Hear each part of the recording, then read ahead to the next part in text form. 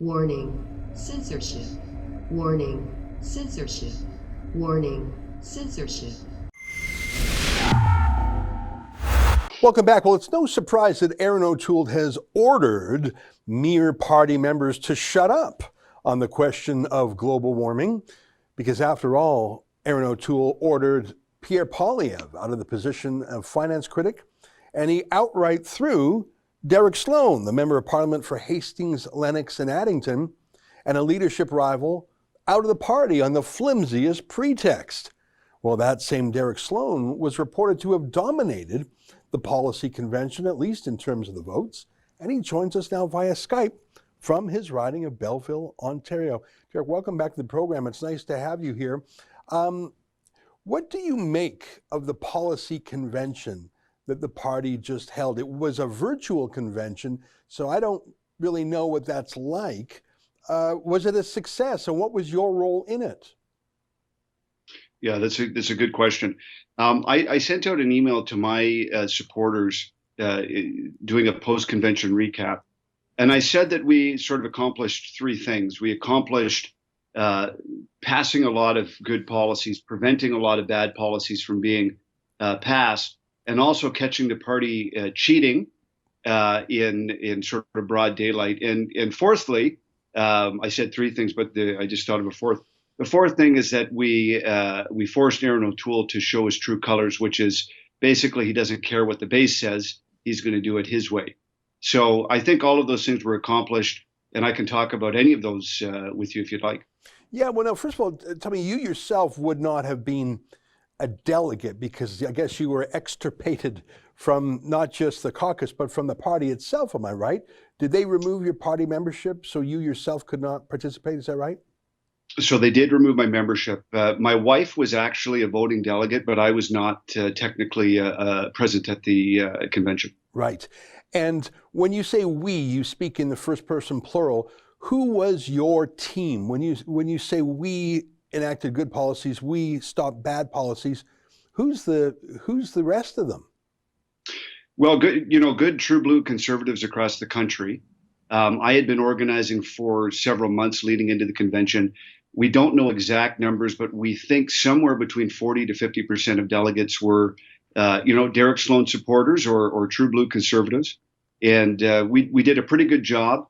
I sent out a voter's guide. 25 out of 27 constitutional amendments went the way that I suggested they should. 100% of policy went the way I said it should. And we got about 50% of national councillors that I endorsed. So, good results. And it's not so much me, but just the membership and the base speaking, and they were heard.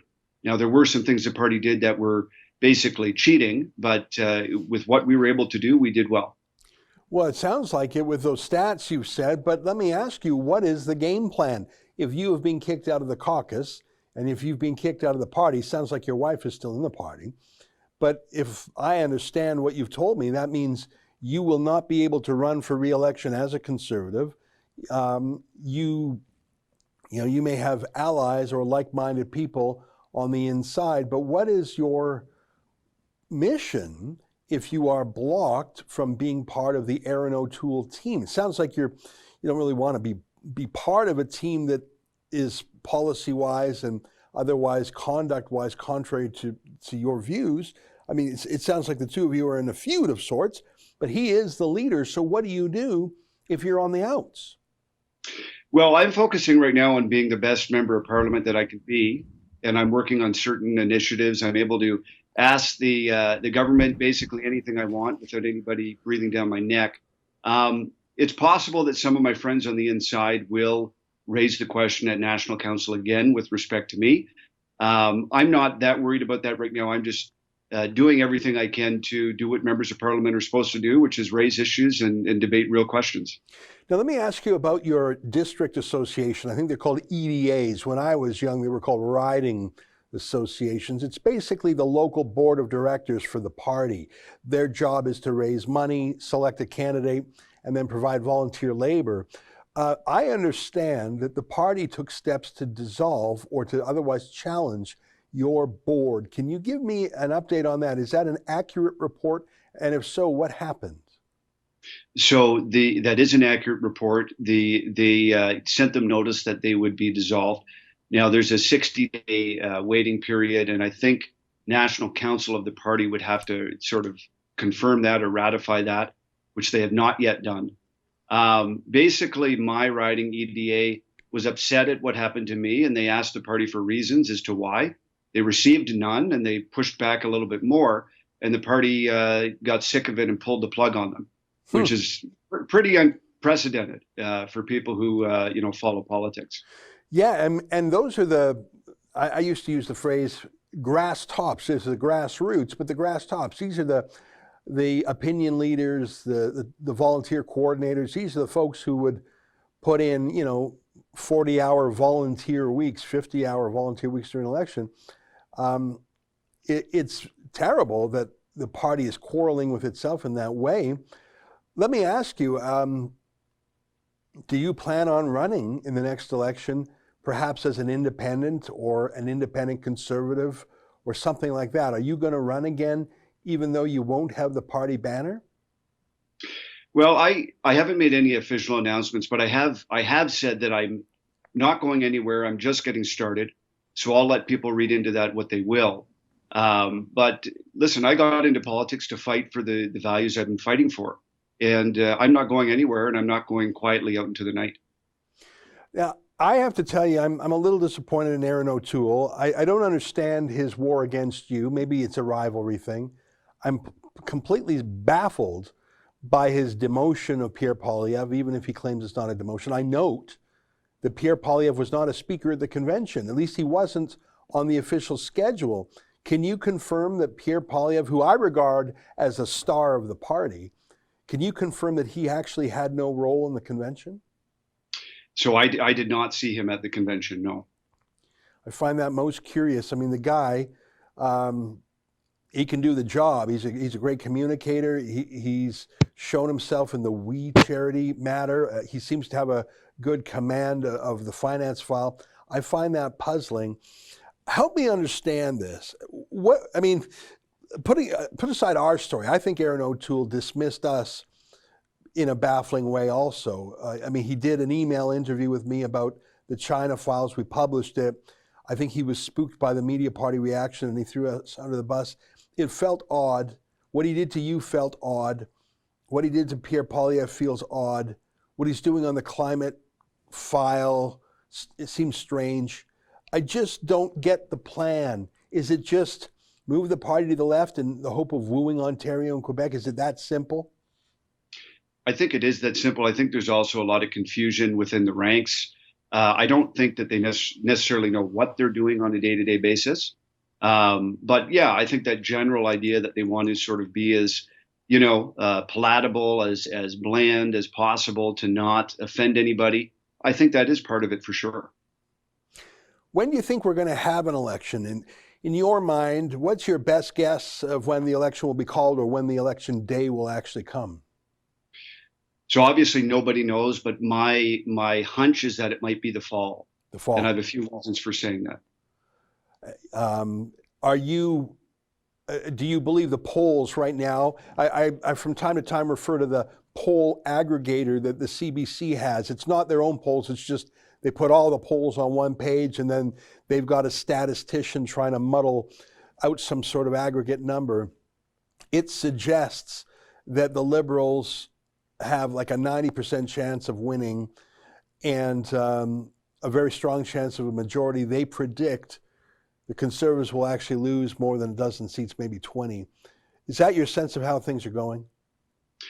Yeah, so if we had an election tomorrow, I think that's exactly the way it would play out. And we'll see how things change moving forward, if in fact they do. Can I ask you about Maxime Bernier? I like a lot of Maxime Bernier's ideas, but I can observe that he does not have a seat in Parliament and that when he ran in a by-election, he got single digits in the Greater Toronto area. I like his style. He's brash and audacious, and I like his presence on Twitter. Do you have any contact with him that you are able to disclose? Do you feel that there's anything that the People's Party of Canada could or should do?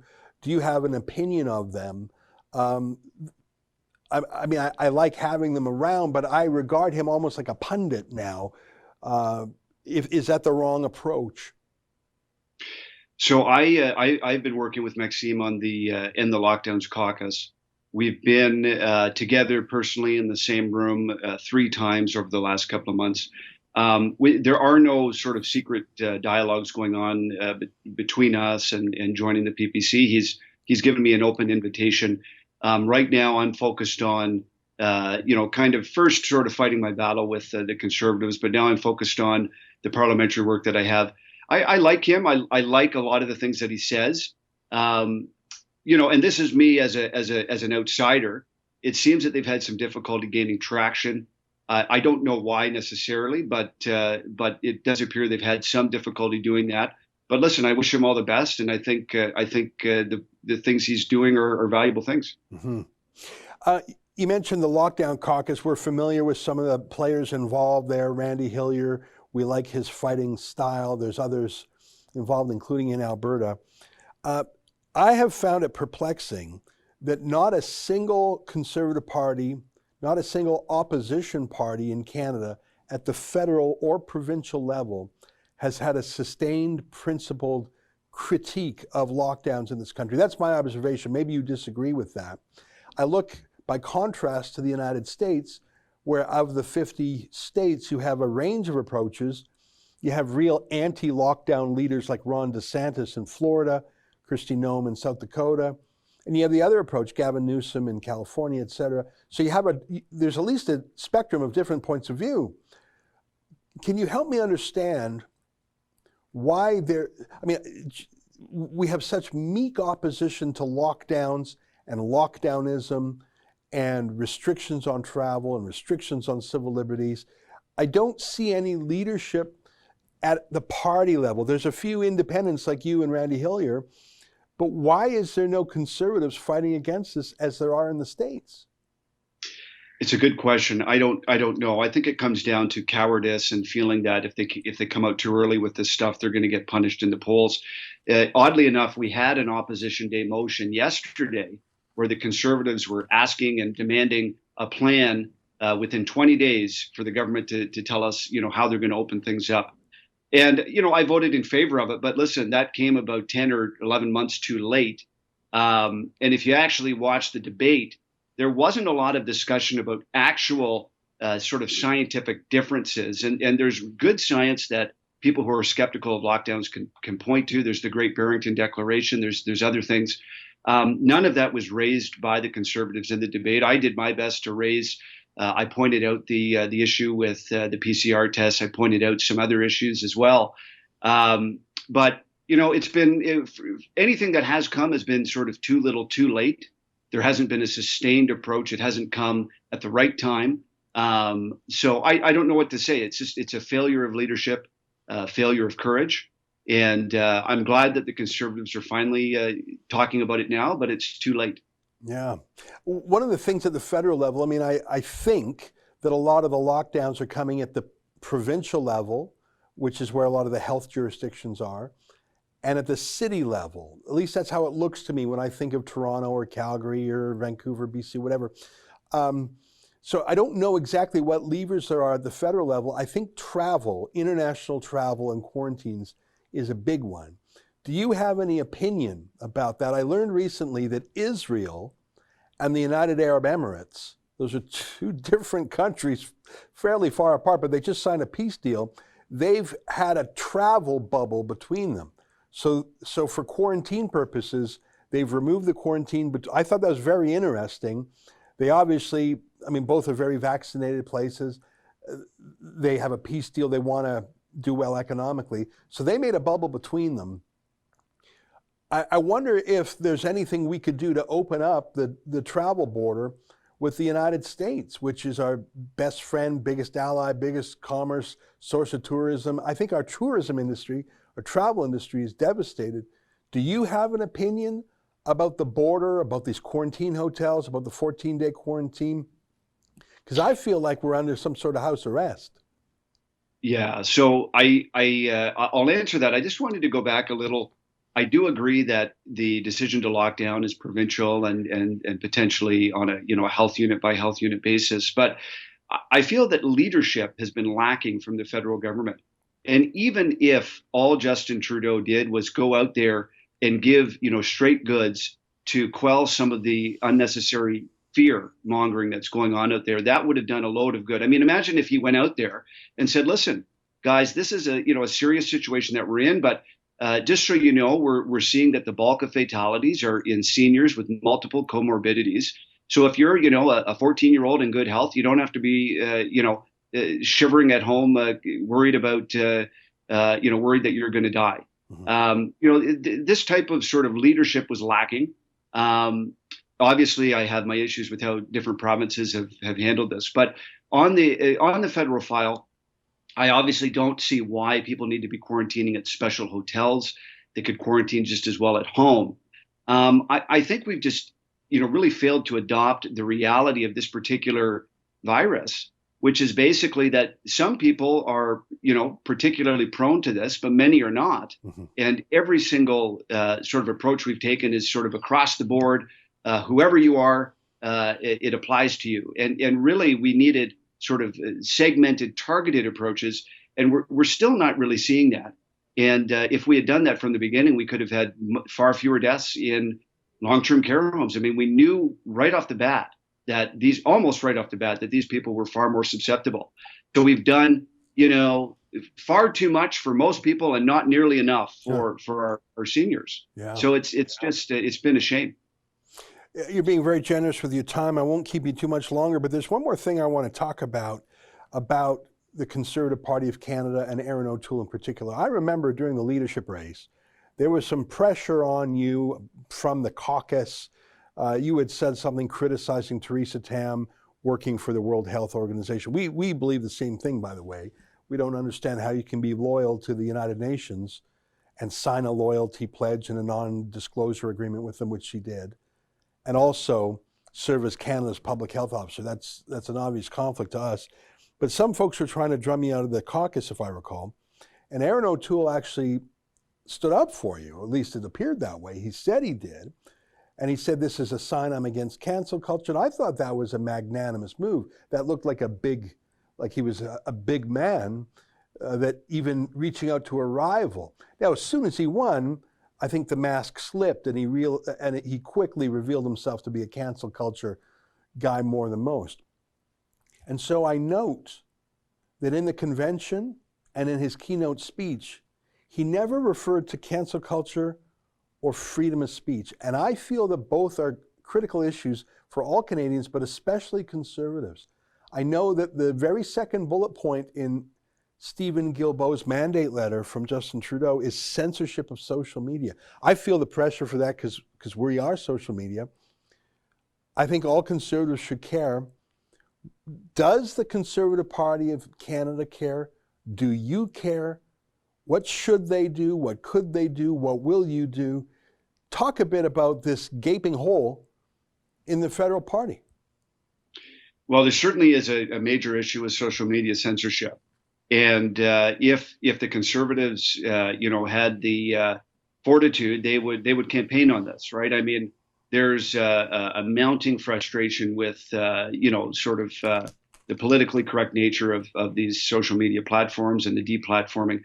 I wouldn't expect much from them on it. I mean, again, I think that Erin OToole did what he thought he needed to win. Having my second votes, having Leslyn Lewis's second votes was part of his strategy. And so he followed that through. We're no longer part of his strategy. Cracking down on social media, all of this is not part of his strategy. His strategy is reaching out to, urban area soccer moms. So I wouldn't expect a lot from him on that. But you're right, it's a major problem. And it needs to be addressed. And it's frightening what we're seeing. Well, listen, it's interesting to catch up with you, to hear that you're busy with things. Even though the party has kicked you out on a formal way, you sound still very engaged in its policy matters. Sounds like you're busy in Parliament itself. And your answer was somewhat cryptic about what your future plans are, but it has led me at the very least to keep paying attention that there may be news to come in the weeks or months ahead. it's good to stay in touch with you. And I hope that when you have news, either parliamentary news or news about the party or news about your own future, I hope that you'll bring it to us, because I know a lot of our viewers are very interested in what you're up to. Well, if you wouldn't mind, I'll just mention something I'm doing right now. I've started a petition for those who are against a vaccination passport. And there's many reasons why one might be against those types of things, but this would be something that would prevent your ability to move or travel based on whether or not you've been vaccinated. And I have that petition on my website, and for anyone who wishes to sign it, they can go to dereksloan.ca. And right now we have about 32,000 and change signatures. And I intend to present that on the floor of the House of Commons. So if anyone would like to add their name to that, they can be included when I present that. Well, that's excellent. That's at dereksloan.ca. I wasn't going to ask this question, but you just made me think of it again, so I'm going to ask it anyways. 32,000 names. Those are people who are skeptics of the government, skeptics of the surveillance state, the violation of privacy. That's a good group of people. And whatever your political future is, whether it's in Parliament or some sort of NGO or think tank, having 32,000 allies on that, that's a strong base. Can I ask you, and I suppose I could find out other ways, after your leadership race was over, did you retain, was it part of the rules that you would retain your list of supporters? Because if so, that's quite a base of operations to do conservative political work. Do you have that leadership list? Is it yours legally? Yeah, so that's a good question. So the leadership list I do not have. However, in the process of the leadership race, I of course cultivated many contacts, which I do have legal right to. So there are many tens of thousands of Canadians across the country who reached out to me in various ways, and I do have their contact information, and I do contact them. So the entire party list, no, I do not have that. But in terms of contacts that I cultivated myself, and it's many. Well, I won't tell you the full number, but it's many, many, many. And yes, I absolutely do use that to reach out to people and let them know what I'm doing. Well, I'm glad you do. And that's one of the things we do at Rebel News. We talk to people by email. We bring things to their attention. We ask their point of view. And that's a ticket for a number of activities, whether it's running for office or starting a think tank. And I'm glad you're doing that, because whether it's to put yourself back into elected politics or to become a policy guru or some sort of a think tank, I think Canada desperately needs that. And I think, frankly, the Conservative Party needs that. It needs pressure. And if you have that base and that list and that name recognition, that's a tremendous tool to do it. I'm sure we'll know more about your plans when you're ready to tell us. In the meantime, it's great to have you back on the show, and thank you. Anytime. Thanks for having me. That's an excerpt from my daily show, The Ezra Levant Show. Every day I do a monologue on the news of the day, then I interview an interesting guest, and then I read my hate mail. You gotta subscribe. Go to rebelnews.com.